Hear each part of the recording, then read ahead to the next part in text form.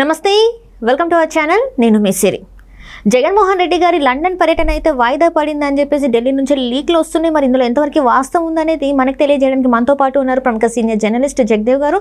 నమస్కారం సార్. నమస్తే సార్, ఇప్పుడు చూస్తున్నట్టయితే జగన్మోహన్ రెడ్డి గారు ఈరోజు లండన్ వెళ్తున్నారు మే 17న. మరి తన పర్యటన అయితే వాయిదా వేసుకున్నట్టు వార్తలు వస్తున్నాయి. మరి నిజంగానే తన పర్యటన వాయిదా వేసుకున్నారా? వాయిదా వేసుకున్నారని వార్తలు వస్తున్నాయి, కానీ దాంట్లో నిజం లేకపోవచ్చు. ఎందుకంటే ఇది ముందు నుంచి అనుకున్న ప్రోగ్రాం కాబట్టి, పైగా కుటుంబ సభ్యులతో గడపడానికి, దట్టు ఈ మధ్యకాలంలో క్యాన్వాసింగ్, హడావిడి తిరగడం, ఎన్నికల నిర్వహణ, ఇవన్నీ హడావిడి మీద మైట్ బి రిలాక్సేషన్ కోసమో లేదంటే ఎట్లాగో రిలాక్స్ అవుతాం కదా అని చెప్పి ముందెళ్తున్నారో తెలియదు. ఆయన పెట్టుకున్న ఫ్యామిలీ కుటుంబం సొంత వ్యవహారం కాబట్టి ఇట్స్ ఓకే. కాకపోతే ఇప్పుడు రాష్ట్రం ఒకవైపు ఎన్నికలు పోలింగ్ అయిపోయినా కూడా అట్టుడుగుతోంది ఇంకా కొన్ని ప్రాంతాల్లో, కొన్ని నియోజకవర్గాల్లో. ఎట్లా అంటే మనం ఇప్పుడు పేపర్లో కూడా చూస్తే మీకు అర్థమవుతుంది. ఇంచుమించు ఒక 2-3 డిఎస్పీలు, ఒక కలెక్టర్, వాటి మీద కూడా వేటు పడింది.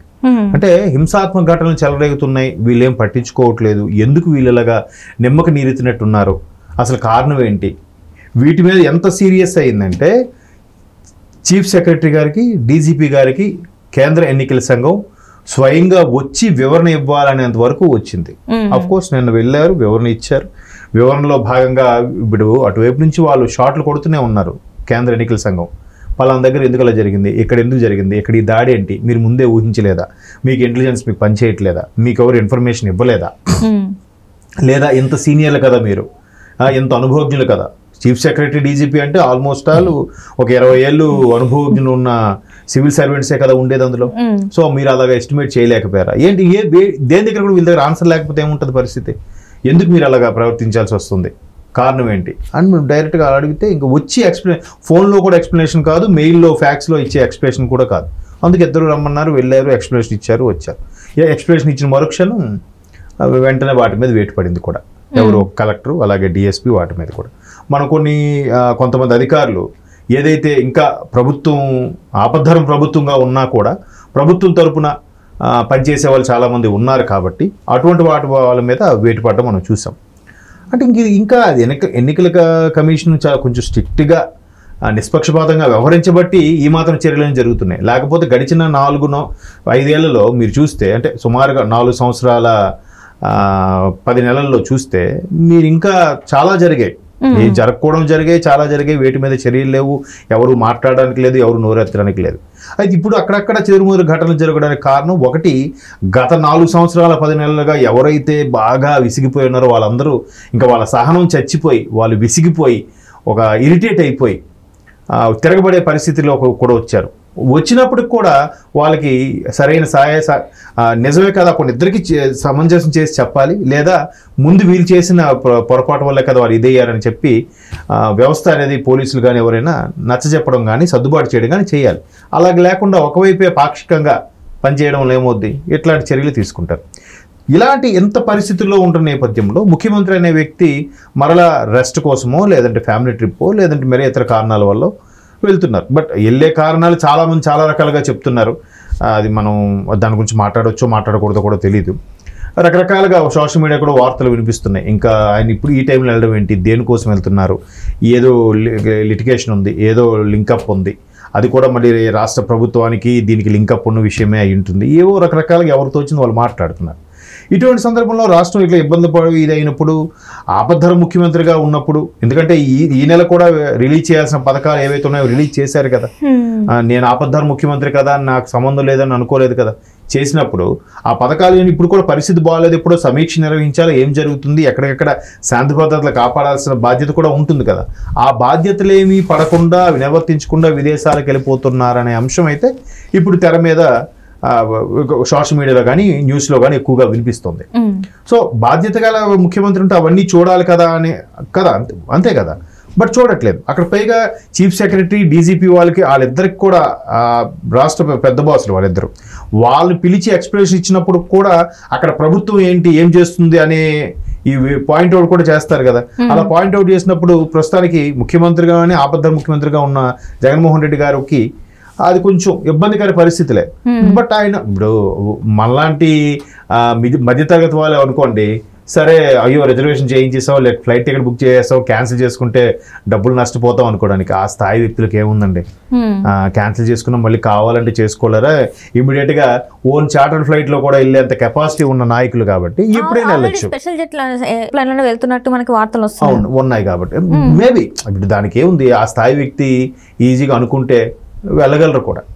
బట్ ఈ అల్లర్ల నేపథ్యంలో మళ్ళీ సద్దుమణిగాక అప్పుడు వెళ్తే బాగుండేది. ఎందుకంటే ఎన్నికల కమిషన్ ఎంత చర్యలు తీసుకోబోతుందంటే ఏదైతే 4వ తేదీన కౌంటింగ్కి ఇంకెన్ని జరుగుతాయో, ఎన్ని అవార్తాలు జరుగుతాయో, అంటే ఓడిపోయే వాళ్ళు తట్టుకోలేక ఏవైనా చేయొచ్చు అనే ఉద్దేశంలో ఆల్రెడీ బలగాలను దింపింది. స్ట్రాంగ్ రూమ్లకి ఎక్కడెక్కడ బందోబస్తు పెట్టి మొత్తం స్ప్రెడ్ చేశారు, కొన్ని రకాల ప్లాటూన్ల బలగాలను తీసుకొచ్చి. అయితే ఇప్పుడు ఎన్నికల కమిషన్ తాజాగా నిర్ణయించిన డెసిషన్ తీర్పు ఏంటంటే, అదే ఆర్డర్స్ ఏంటంటే, ఎన్నికల పోలింగ్ అయిపోయిన తర్వాత కూడా కౌంటింగ్ అయిపోయిన తర్వాత కూడా 4వ తేదీన అక్కడికి ఇంకో 2 వారాల వరకు ఈ అదనపు బలగాలు అనేది మోహరించే ఉండాలి రాష్ట్రంలో అన్నట్టుగా కూడా వాళ్ళు ఆర్డర్స్ పాస్ చేయడం జరిగింది. ఎందుకు పాస్ చేయించారు అంటే అక్కడ ఇంకా అలా జరిగే అవకాశం ఉంది, ఇంకా ఎవరైతే మేము ఖచ్చితంగా వస్తామని కాన్ఫిడెన్స్ గా ఉన్నారో వాళ్ళు రేని పక్షంలో మాకు దక్కని ఇంకెవరికి దక్కకూడదని ఏదైనా చేయొచ్చు కదా. కొంతమంది సైకోలు ఎలా బిహేవ్ చేస్తారంటే మాకు దక్కని ఇంకెవరికి దక్కకూడదని చెప్పి ఏదైనా చేయొచ్చు. గౌరవప్రదంగా ఉండే గెలుపుని తట్టుకోలేక ఇంకేదైనా అవ్వచ్చు. సో అలాంటప్పుడు అవి వాళ్ళని ముందుగానే పసిగట్టి వాళ్ళు వచ్చిన రిపోర్ట్స్ ద్వారా అంతా అనలైజ్ చేసి వాళ్ళ నిర్ణయం తీసుకున్న ఎన్నికల కమిషన్. మరి 29 రాష్ట్రాలకి చూడాల్సిన ఎన్నికల కమిషన్ ఒక రాష్ట్రంలో జరిగిన అల్లర్లు బట్టి ఎంత నిర్ణయం తీసుకుంటే రాష్ట్రంలో ఉన్న అధికారులు ఇంకెంత ముందు చూపుతూ ఉండాలి, ఈ రాష్ట్రం కోసం పనిచేసే అధికారులు. అలాగే ఈ రాష్ట్ర ముఖ్యమంత్రి కూడా ఇట్లాంటి నేపథ్యంలో బయటికి వెళ్ళడం ఎంతవరకు కరెక్ట్ అనేది నెటిజన్స్ అడుగుతున్న క్వశ్చన్ ఇది. వాస్తవానికి అయితే కరెక్టే అనిపిస్తుంది. ఇప్పుడు ఎక్కడైనా ఊర్లో ఇష్యూస్ జరుగుతున్నాయి, లేదంటే ఒక పోలీస్ అధికారి ఉన్నాడమ్మా, అక్కడ ఏదో కర్ఫ్యూ గందరగోళం నడుస్తుంది, ఆ టైంలో ఆయన వెళ్ళి వాళ్ళ డిఎస్పీకి కానీ ఎస్పీకి కానీ సార్ నాకు లీవ్ కావాలంటే ఇస్తాడా? ఏమయ్యా నీ బుర్ర బుద్ధి ఉందలా, పరిస్థితి ఇలా ఉంటుండగా ఈ టైంలో నువ్వు లీవ్ అడుగుతావు. కోర్టు శాంక్షన్ చేసింది కదా, అంటే ఓకే అని చెప్పేసింది కదా, వెళ్ళడానికి పర్మిషన్ ఇచ్చింది. వెళ్ళడానికి పర్మిషన్ ఇచ్చినప్పుడు ఆ పర్మిషన్ మళ్ళీ వాళ్ళు ఎక్స్టెన్షన్ పెట్టుకోవచ్చు కదా, ఎందుకు పెట్టుకోకూడదు? ఏ పెర్మిషన్తో అయితే అదే పెర్మిషన్ ఎందుకు వెళ్ళిపోవాలి?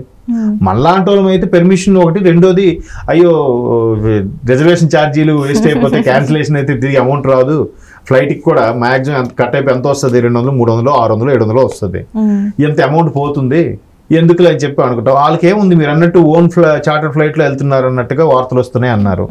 అలా వెళ్ళడానికి ఎప్పుడు బయలుదేరితే ఏంటి అంటే అక్కడికి వెళ్ళే సెక్యూరిటీ వాళ్ళకి దాదాపు 1 కోటి పైన ఖర్చు అవుతుంది అని చెప్పేసి కూడా వార్తలు వస్తున్నాయి సెక్యూరిటీ వాళ్ళు. సో ఇవన్నీ ఏమన్నా దృష్టిలో పెట్టుకున్నారేమో కదా. ఎప్పుడు వెళ్ళినా అదే డిఏడిఏలు ఇస్తారు కదమ్మా, ఆ సెక్యూరిటీ సిబ్బందికి ఇవ్వాల్సిన ఖర్చులు ఏవైతే ఉన్నాయో ఎప్పుడు వెళ్ళినా అదే. అది ఇక్కడ ఆయన ఇక్కడ తిరగడానికి వెళ్ళినా అదే ఖర్చులు, అక్కడికి వెళ్ళినా అదే ఖర్చులు. కాకపోతే వాళ్ళందరితో పాటు వీళ్ళకి కూడా మీరు అన్నట్టు ఆ ఫ్లైట్ ఛార్జెస్ ఇవన్నీ కూడా ఎక్స్ట్రాగా పడతాయి.